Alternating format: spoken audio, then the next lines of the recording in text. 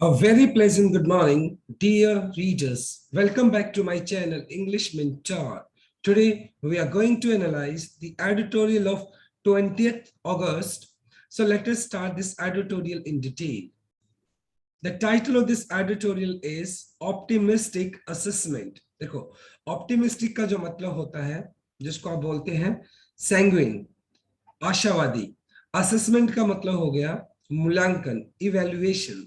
तो optimistic assessment meaning is आशावादी मूल्यांकन ऑन आरबीआई। तो आरबीआई ने अभी अपना एक असेसमेंट दिया है। उस असेसमेंट के अंदर इन्फ्लेशन, इन्फ्लेशन का मतलब होता है राइजिंग प्राइसेस यानी महंगाई, और ग्रोथ का मतलब यहाँ पर हो गया बढ़ोतरी। मतलब जो हमारी इकोनॉमी है, हमारी जो अर्थव्यवस्था है, उसके अंदर बढ़ोतरी हुई है या नहीं हुई है। तो इस बात को देखते हुए आरबीआई ने अपना एक असेसमेंट जारी किया है, एक असेसमेंट दिया है। तो इसी बात को ध्यान में रखते हुए आज हम इस एडिटोरियल को स्टडी करने वाले हैं। ये जो एडिटोरियल रहेगा, ये फाइनेंशियल एडिटोरियल है। So we have some difficult words also. Please pay attention to those words and try to understand this editorial in detail. So let us start. RBI, Reserve Bank of India, should avoid, उसको avoid करना चाहिए क्या चीज? Having to choose, मतलब choose करना किन दो चीजों में से। Having to choose taming, taming का मतलब होता है subdue, किसी चीज को दबाना। Inflation and pushing for growth, यानी अभी फिलहाल आरबीआई के सामने एक ऐसी सिचुएशन बनी हुई है जिसके अंदर वो क्या कर रही है, इन्फ्लेशन को यानी महंगाई को तो टेम करने की बात कर रही है। टेम का मतलब हो गया सबड्यू करना, उसको कंट्रोल करने की कोशिश की जा रही है। At the same time growth को बढ़ाने की बात की जा रही है, यानी इकोनॉमी को तो ग्रोथ करने की बात की जा रही है, और जो इन्फ्लेशन है, महंगाई है, तो उसको कम करने की बात की जा रही है। तो डेफिनेटली सी बात है, ये दोनों की दोनों चीजें एक साथ पॉसिबल नहीं हो सकती है। तो या तो आरबीआई को सबसे पहले इन्फ्लेशन को कंट्रोल करना चाहिए, बाद में इकोनॉमी को स्ट्रेंथन करना चाहिए। और अगर इकोनॉमी को पहले स्ट्रेंथन की बात की जाएगी तो कहीं ना कहीं इन्फ्लेशन को कंट्रोल करना बड़ा मुश्किल रहेगा। So it's quite challenging for RBI, RBI के लिए बहुत चैलेंजिंग एक सिचुएशन बनी हुई है। लेस देन अ फोर्टनाइट, फोर्टनाइट 15 डेज हो गए, 15 दिन से भी कम के टाइम के अंदर after the RBI announcement, RBI ने एक अनाउंसमेंट किया था, एक घोषणा की थी, इट्स लेटेस्ट मॉनेटरी पॉलिसी। तो उसने अपनी मॉनेटरी मतलब फाइनेंशियल पॉलिसी, उसने अपनी जो एक फाइनेंशियल पॉलिसी को फाइनेंशियल पॉलिसी से रिलेटेड एक अनाउंसमेंट किया था आरबीआई ने। A team of its official, और आरबीआई के जो ऑफिशियल्स थे, हैज प्रोवाइडेड, उन्होंने इस बात को प्रोवाइड कराया क्या, an optimistic assessment of the state of economy in August. उन्होंने क्या दिया था, एक बहुत अच्छा सिग्नल दिया कि अगस्त के महीने के अंदर जो हमारा इकोनॉमी है वो थोड़ा बहुत ऑप्टिमिस्टिक दिखाई पड़ता है। उन्होंने ऑप्टिमिस्टिक एक असेसमेंट दिया, एक आशावादी मूल्यांकन उन्होंने दिया अगस्त के अंदर स्टेट ऑफ द इकोनॉमी। जो हमारा इकोनॉमी है उसकी जो अवस्था है वो काफी हद तक सुधर चुकी है, ऐसा जो आरबीआई के जो ऑफिशियल्स है जिन्होंने ये असेसमेंट किया उनकी तरफ से ऐसा एक अनाउंसमेंट किया गया। Issue of the central bank monthly bulletin, मतलब जो महीने के महीने जो एक बुलेटिन पब्लिश किया जाता है, उस एडिशन के अंदर जो आरबीआई के जो ऑफिशियल्स थे उन्होंने इस बात को वहां पर पब्लिश किया और कहा कि जो हमारा इकोनॉमी है वो अभी सही स्टेट के अंदर है, उसकी अवस्था सही है। और एक ऑप्टिमिस्टिक असेसमेंट की बात की गई है जिसके अंदर जो एक आशावादी मूल्यांकन है, जो इस और इशारा करती है कि कहीं ना कहीं जो इंडिया का जो इकोनॉमी है, अर्थव्यवस्था है, वो अभी फिलहाल प्रोग्रेस कर रही है। पाइवोटिंग, पाइवोटिंग का मतलब होता है बैलेंसिंग करना, किसी चीज को बैलेंस बनाना। देखो, balance on a central point from what the bank posited, posited का मतलब होता है वैलिडेटेड, किसी बात का समर्थन करना। On August when it said, अब अगर बात की जाए बैंक ने जो बात ये बोली थी, कब बोली थी, 6 तारीख को, 6 अगस्त को ये बात बोली थी, उस बात को समर्थन करते हुए it said the outlook, outlook का मतलब हो गया यहाँ पे पर्सपेक्टिव, पर्सपेक्टिव या आपका देखने का जो दृष्टिकोण होता है। The outlook for aggregate, aggregate का मतलब हो गया टोटल डिमांड इज इंप्रूविंग। और जहां तक अगर मतलब ये जो एक बात की जाए तो ये जो एक ग्रुप ऑफ या टीम थी जो एक्सपर्ट की, जो आरबीआई की टीम थी, उन्होंने क्या किया, इट सेड, उन्होंने बोला कि द आउटलुक, आउटलुक का मतलब हो गया आपका पर्सपेक्टिव, ये दृष्टिकोण होता है फॉर एग्रीगेट डिमांड, यानी ये पूरी जो डिमांड है, अगर हमारी अर्थव्यवस्था की पूरी जो डिमांड की अगर बात की जाए इंप्रूविंग, वो इंप्रूव कर रही है, but still weak and overcast, लेकिन मतलब जिस गति से उसको इंप्रूव करना चाहिए उसमें अभी भी कमी है, थोड़ी कमजोर है। ओवरकास्ट, ओवरकास्ट का मतलब हो गया क्लाउडीनेस, बादल छाए हुए होना। ओवरकास्ट बाय द पेंडेमिक, लेकिन जो कोरोना है उसके अभी भी संकट के बादल हमारी इकोनॉमी के ऊपर छाए हुए हैं। The officials led by deputy governor Michael D Patra, और जो डिप्यूटी जनरल है माइकल डी पात्रा, उन्होंने क्या किया, एक लीड करते हुए, एक मीटिंग लेते हुए, असर्टिव, असर्टिव का मतलब किसी बात को जब आप स्ट्रांगली बोलते हो, इंफोसाइज करके बोलते हो, इंसिस्टेड मतलब किसी बात पर जोर देते हुए, तो जो deputy general Michael D Patra है उन्होंने इस बात पर जोर देते हुए कहा क्या, दैट एग्रीगेट डिमांड, जो मतलब पूरी की पूरी ये जो डिमांड है, कंडीशंस, ये जो हमारी कंडीशंस है, परिस्थिति है, had been beyond, beyond का मतलब हो गया limited, by pent up, pent up का मतलब होता है रिप्रेस, दबा देना, demand release by unlocking and vaccination, and vaccination देखिए, और उन्होंने इस बात को बोला that aggregate demand condition had been beyond, beyond का मतलब होता है limited, by pent up, paint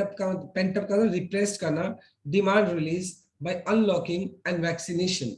अगर बात की जाए कहीं ना कहीं ये जो हमारी जो कुल डिमांड है, कुल डिमांड है उसकी जो कंडीशंस है उनको क्या कर दिया गया, हैड बीन बियॉन्ड, बियॉन्ड का मतलब यहाँ पर हो गया लिमिटेड। जो हमारी जो ओवरऑल अगर देखिए एक पर्टिकुलर टाइम पीरियड को अगर कंसीडर किया जाए तो ग्रोथ दिखाई पड़ रही है, लेकिन ओवरऑल अगर बात की जाए तो एक मतलब क्या दिखाई पड़ता है, ये अभी भी लिमिटेड ही है, by pent up, pent up का मतलब सप्रेस करना, रिप्रेस करना, किसी चीज को दबाना, डिमांड रिलीज। और इसने क्या किया है, जो जो डिमांड अभी तक क्या थी, जो अभी सप्रेस थी, जो दबी हुई थी, लेकिन उसको रिलीज मिला कैसे, बाय अनलॉकिंग एंड वैक्सीनेशन, मतलब जैसे ही अनलॉकिंग की स्टार्ट की गई और वैक्सीनेशन को स्टार्ट किया गया, जो हमारी डिमांड अभी रुकी हुई थी, और वो डिमांड में क्या हुआ, थोड़ा बहुत उसके अंदर गति दिखाई पड़ी, थोड़ी बहुत उसके अंदर पेस दिखाई पड़ी, क्योंकि जब तक मतलब पूरा का पूरा इकोनॉमी को ब्लॉक किया गया था, उसको उसके ऊपर पूरा का पूरा लॉकडाउन लग गया था, तो हमारा इकोनॉमी बहुत नीचे चला गया था, at the same time demand बहुत कम हो गई थी। लेकिन जैसे ही अनलॉकिंग की गई और वैक्सीनेशन किया गया, तो हमारी इकोनॉमी ने भी एट द सेम टाइम थोड़ी बहुत प्रोग्रेस की है, और डिमांड के अंदर भी इंप्रूवमेंट हुआ है, राइट। तो ये हमारा फर्स्ट स्लाइड हो गया। Now let us discuss the grammar concept. देखिए सबसे पहले अवॉइड अपने साथ जीरड लेकर चलता है, तो यहाँ पर आपने हैविंग यूज कर लिया और उसके बाद टू लगा दिया, तो हैविंग टू यहाँ पर आपका कंपल्शन को शो कर रहा है। जब आप मजबूरी की बात करते हैं तो वहां पर आप यूज करते हो हैविंग टू। फिर आता है आपका इट्स, जहाँ पे इट्स यूज किया गया है पजेसिव एडजेक्टिव, पजेसिव एडजेक्टिव हो गया यहाँ पर। हैज प्रोवाइडेड आपका प्रेजेंट परफेक्ट हो गया, हैज के बाद आपने थर्ड फॉर्म यूज कर लिया, और उसके बाद हैड बीन बियॉन्ड, और ये आपने पैसिव स्ट्रक्चर यूज कर लिया, हैड के बाद थर्ड फॉर्म, बीन के बाद भी थर्ड फॉर्म, जो कि आपका पास्ट परफेक्ट पैसिव स्ट्रक्चर हो गया। Let us move on to our second slide. And मतलब अभी फिलहाल क्या हुआ, जब हमारा वैक्सीनेशन को स्टार्ट किया गया, at the same time unlocking की गई, तो हमारी जो इकोनॉमी की जो डिमांड थी उसके अंदर में प्रोग्रेस दिखाई पड़ा। एंड द एविडेंस, और जो सबूत की अगर बात की जाए, evidence that the economy was gaining traction, मतलब ये जो एविडेंस की अगर बात की जाए कि जो हमारा अर्थव्यवस्था है वो गेन कर रहा है क्या, ट्रैक्शन। ट्रैक्शन का मतलब ग्रिप, पकड़, यानी हमारी जो इकोनॉमी है कहीं ना कहीं वो पकड़, पकड़ को क्या कर रही है, वो पकड़ बनाए हुए है और वो गेन कर रही है, इट मींस समहाउ प्रोग्रेसिंग।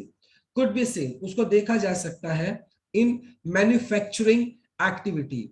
और जो हमारी मैन्युफैक्चरिंग एक्टिविटी है, जनरली जो हमारा मैन्युफैक्चरिंग जो इंफ्रास्ट्रक्चर है या जो पर्टिकुलर कंपनीज है, उनमें क्या है, मैन्युफैक्चरिंग दिखाई पड़ती है। कहीं ना कहीं उन्होंने जो निर्माण काम करना, प्रोडक्शन करना स्टार्ट किया है, तो उन एक्टिविटीज के अंदर दिखाई पड़ता है कि हमारा जो इकोनॉमी है कहीं ना कहीं वो गेन कर रहा है, gradually turning around even as the contraction in services and moderated and at the same time जो हमारी जो सर्विसेज थी उनके अंदर भी कॉन्ट्रेक्शन था, स्टेनोसिस, जिसको आप बोलते हैं संकुचन या किसी चीज का सिकुड़ जाना।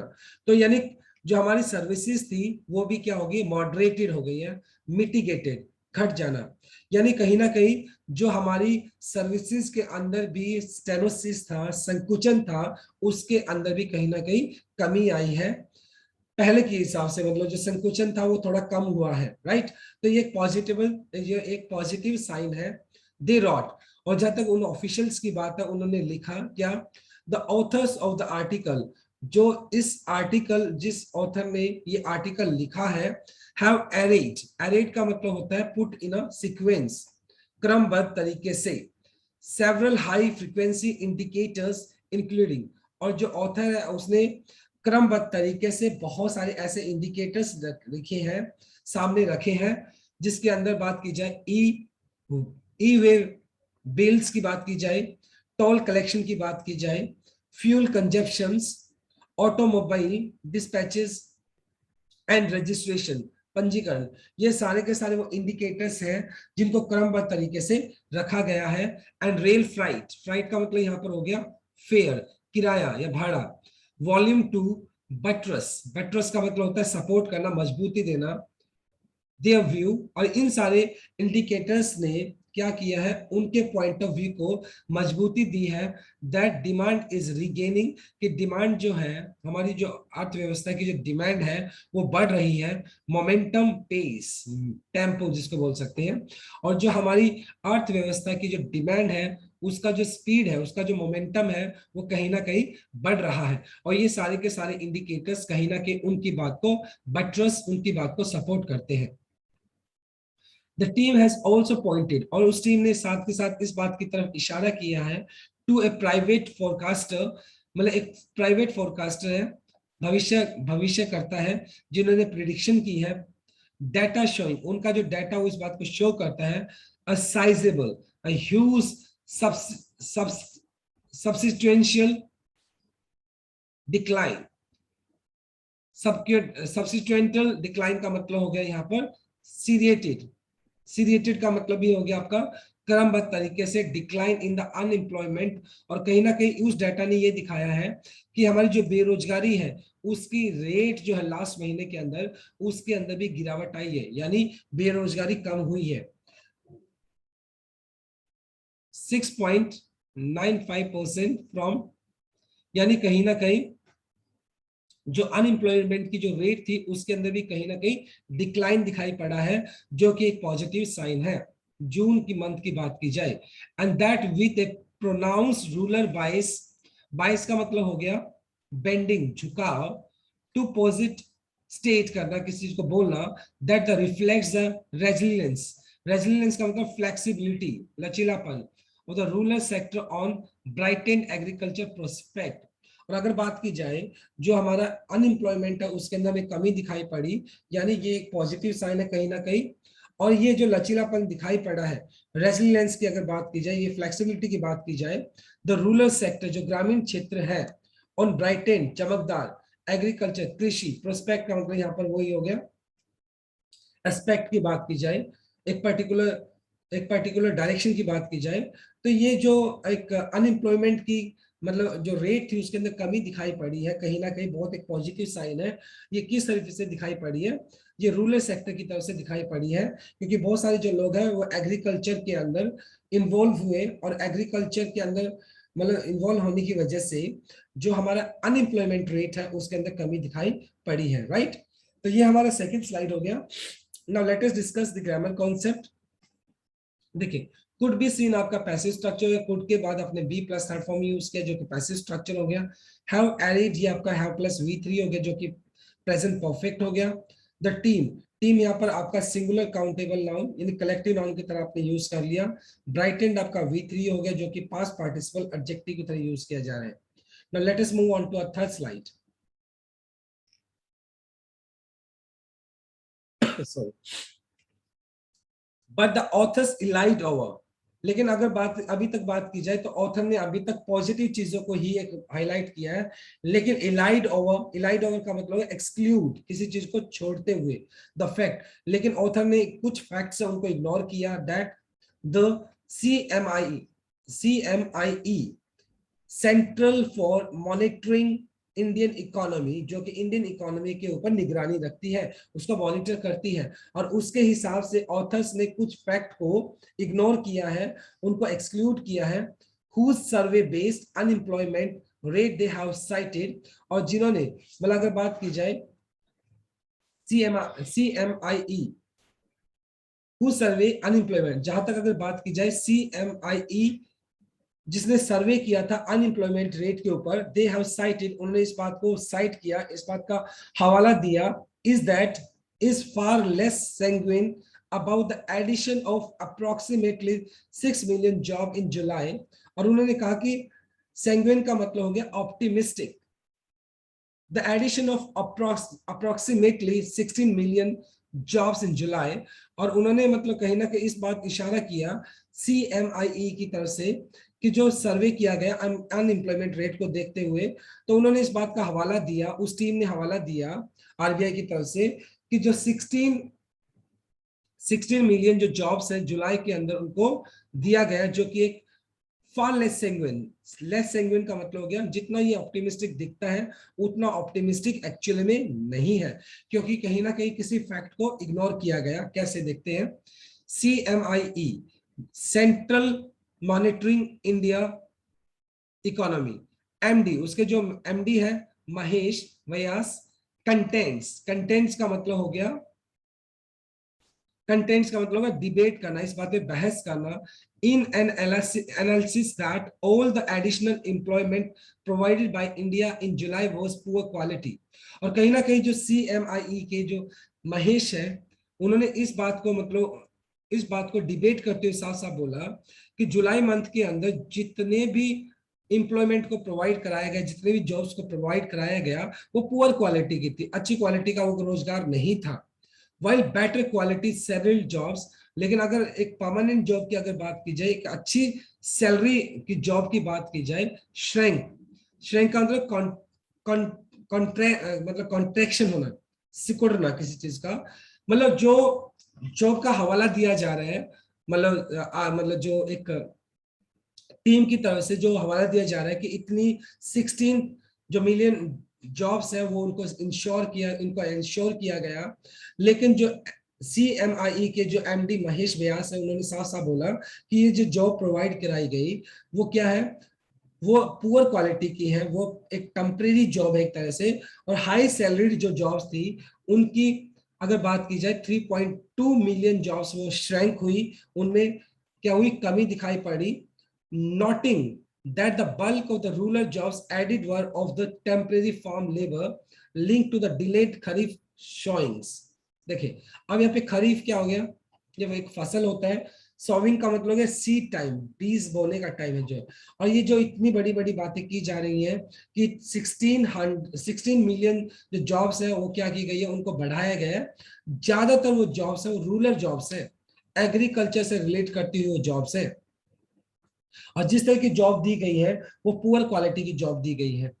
The RBI officials also throw no additional light on, और जो RBI के जो ऑफिशियल्स हैं उन्होंने इस बात की तरफ भी कोई इशारा नहीं किया, कोई प्रकाश नहीं डाला ऑन द कंसर्न, चिंता के ऊपर, that earlier this man prompted का मतलब हो गया यहाँ पे उकसाना, prompted the central bank's monetary policy committee to cut its on June forecast for GDP growth in second, third, fourth fiscal quarters 0.5 to 9% percentage points. At the same time, RBI ने मतलब क्या किया, आरबीआई ने इस बात की तरफ भी कोई इशारा नहीं किया या प्रकाश नहीं डाला, क्योंकि आरबीआई ने अपना जो जून का जो फोरकास्ट था जीडीपी को लेकर, उसके अंदर भी क्या की गई है, 0.5 से लेकर 0.9 तक उसमें कटौती की गई है। और इसके पीछे क्या रीजंस रहे, क्या कंक्रीट रीजन रहे जिसकी वजह से उनका जो मतलब जो एक जीडीपी ग्रोथ था उसके अंदर कमी दिखाई, उसके अंदर कट किया गया है, उसके अंदर कमी की गई है, तो उसके पीछे भी कोई कंक्रीट रीजन होना चाहिए, उसके ऊपर भी आरबीआई की तरफ से कोई प्रकाश नहीं डाला गया है, right. So this is our third slide. Now let us discuss the grammar concept. Have cited, ये आपका प्रेजेंट परफेक्ट हो गया। cited का मतलब होता है किसी चीज को जब आप हवाला देके बोलते हो या किसी चीज को एम्फसाइज करके बोलते हो। लिंक हमेशा अपने साथ टू लेकर चलता है। प्रॉम्प्टेड आपका V2 हो गया जो कि पास्ट इंडेफिनाइट हो गया। बिटवीन जब आप मतलब रेंज की बात करते हो, दो इंसान या दो चीजों के बीच की बात करते हो, तो वहां पर आप बिटवीन यूज कर सकते हैं, right. Now let us move on to our fourth slide.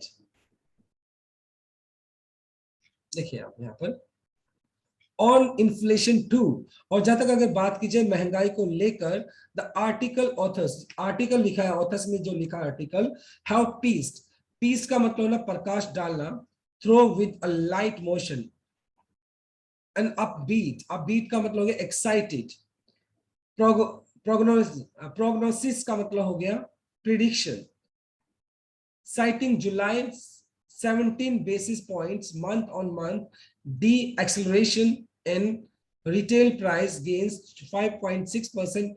देखिए, और जहां तक अगर बात की जाए ऑन इन्फ्लेशन टू, महंगाई के ऊपर भी आज जो ऑथर है उसने जो आर्टिकल लिखा है, उन्होंने इस बार इशारा किया है क्या, एन अपबीट, अपबीट का मतलब हो गया एक्साइटेड, एंड प्रोग्नोसिस का मतलब हो गया प्रेडिक्शन, साइटिंग, साइटिंग का मतलब हवाला देना, जुलाई 70 basis point month month on month declaration, देखो डी एक्सेलरेशन, किसी चीज में कमी आना, इन रिटेल प्राइस गेन्स 5.6%। और जहां तक रिटेल प्राइस की गेन्स की अगर बात की जाए, उसके अंदर भी 5.6% क्या है, उसके अंदर भी कमी दिखाई पड़ी है, डी एक्सेलरेशन दिखाई पड़ा है।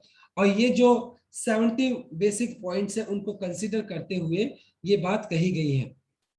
रेनफोर्सिंग, रेनफोर्सिंग का मतलब था मजबूती देना, the view that the recent upsurge, upsurge का मतलब हो गया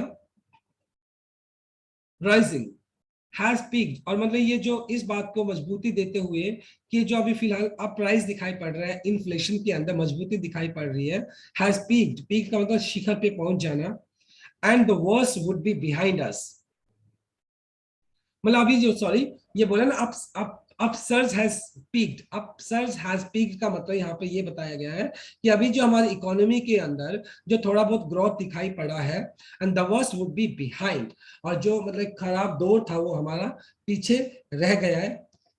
However, official food that price data for August 1 to 12 period reveal an uptick in the cereal price, uptick का मतलब हो गया a small increase। और जहां तक मतलब सीरियल प्राइस की अगर बात की जाए, अनाज की बात की जाए, तो उनके प्राइसेस के अंदर भी बढ़ोतरी दिखाई पड़ी है 1 तारीख से लेकर 12 तारीख के टाइम पीरियड को अगर कंसीडर किया जाए। वाइल एडिबल ऑयल, और जो एडिबल मतलब जो ईटेबल होता है, जो खाने वाला तेल होता है उसका तो पूछे ही ना, edible oil continue to see price pressure after July 32, okay, July 32.5% inflation rate for oils, fats। और जहां तक ऑयल के प्राइस की बात की जाए तो उसका जो रेट है 32.5% तक उसके प्राइस के अंदर बढ़ोतरी हुई है, जो कि बड़ा शॉकिंग है।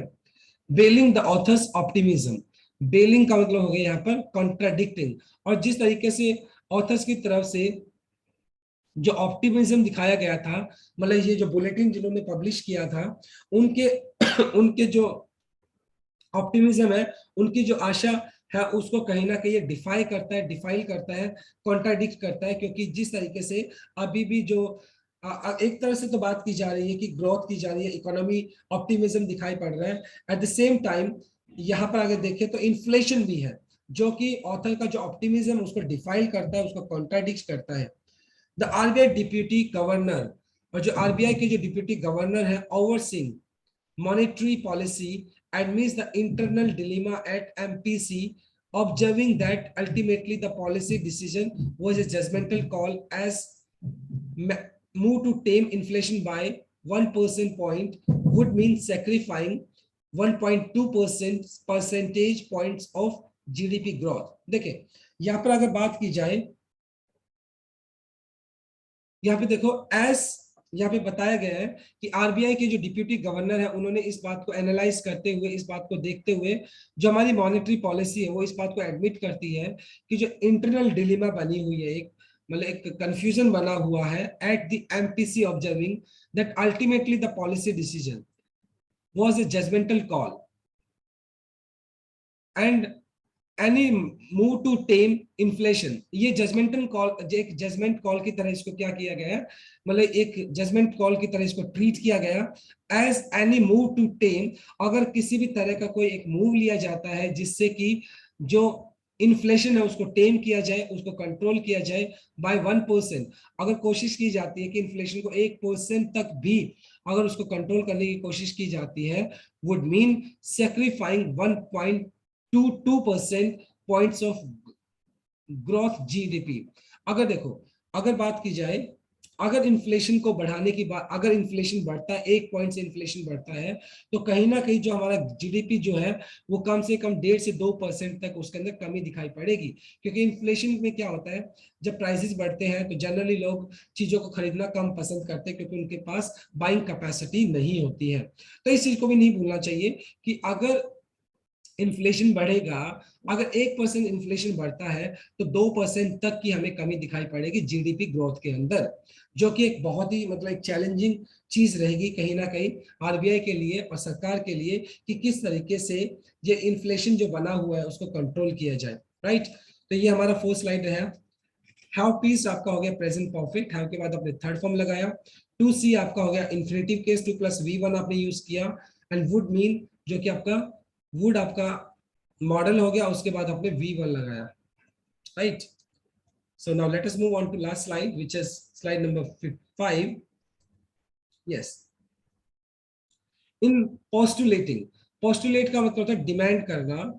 इन demanding and either or trade off, अगर ट्रेड ऑफ की बात की जाए, ट्रेड ऑफ का मतलब देखो होता क्या है, अ सिचुएशनल डिसीजन, एक ऐसा डिसीजन दैट इन्वॉल्व्स, जो इन्वॉल्व करता है डिमिनिशिंग, किसी चीज को कम करना, और लूजिंग वन क्वालिटी, क्वांटिटी और property set for design in return for gains in other aspect. देखिए अगर हम ट्रेड को कम कर देते हैं, मतलब क्या होता है जनरली अगर ट्रेड को कम कर दिया जाए, किस चीज को जनरली ट्रेड ऑफ उस टाइम बोला जाता है कि एक ऐसी सिचुएशन है जिसके अंदर एक डिसीजन लिया जाता है कि एक चीज के अंदर कमी करने के लिए, अगर हम एक चीज के अंदर कमी करते हैं तो दूसरी चीज का हमें क्या मिलता है, बेनिफिट मिलता है, तो उसको ट्रेड ऑफ बोला जाता है।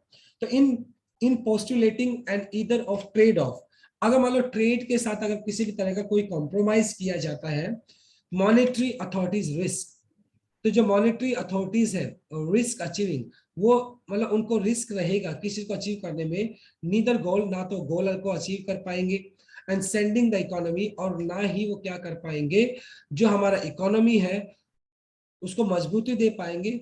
टू रिड्रेस, रिड्रेस का मतलब हो गया यहाँ पर डिस्पेल करना, दूर करना, स्टेट ऑफ स्टैगफ्लेशन, स्टैगफ्लेशन का मतलब राइजिंग प्राइसेस, जो एक महंगाई बनी हुई है ना तो उस महंगाई को वो दूर कर पाएंगे।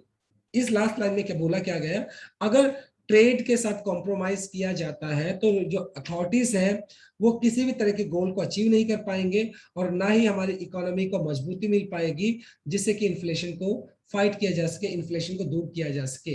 तो फिलहाल अगर जहां तक कंसीडर किया जाए तो सबसे पहले जो इन्फ्लेशन बना हुआ है उस इन्फ्लेशन को कंट्रोल करना चाहिए। जैसे इन्फ्लेशन कंट्रोल होता है तो फिर हमारा इकोनॉमी को क्या करना चाहिए, उसको ग्रोथ करने के पॉइंट से उसको देखा जाना चाहिए। राइट, तभी ये सिचुएशन को क्या किया जा सकता है, हैंडल किया जा सकता है। एक तरफ से जो इन्फ्लेशन है वो बढ़ रहा है, दूसरी तरफ से अगर देखो एक तरफ से अगर इन्फ्लेशन बढ़ रहा है और दूसरी तरफ से हम इकोनॉमी की ग्रोथ की बात करते हैं तो दोनों चीजें एक दूसरे के साथ मैच नहीं करेंगी, क्योंकि इन्फ्लेशन बढ़ने से लोगों की जो बाइंग कैपेसिटी है वो बहुत ज्यादा अफेक्ट करती है। तो ये दोनों चीजें एक साथ पॉसिबल नहीं हो सकती है।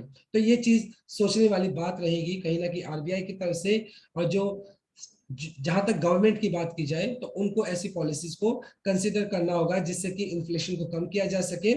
बाद में मतलब जो है, बाद में जो ग्रोथ की जाए अगर इकोनॉमी की, तो उसको कंसिडर किया जा सकता है, राइट। तो ये आज का हमारा आर्टिकल था। Now let us discuss the grammar concept. देखो रिस्क के बाद यहाँ पे हमने अचीविंग यूज किया जो कि आपका जेरेंड हो गया। टू रिड्रेस आपका 2 + V1 हो गया जो कि आपका इन्फिनिटिव केस हो गया, right. So my dear readers, this is all about from my side from this article. Thanks for watching this video. Please do like, share, comment, and subscribe to my channel. So tomorrow I'll continue with another article. Till then, bye bye, take care, and have a nice day.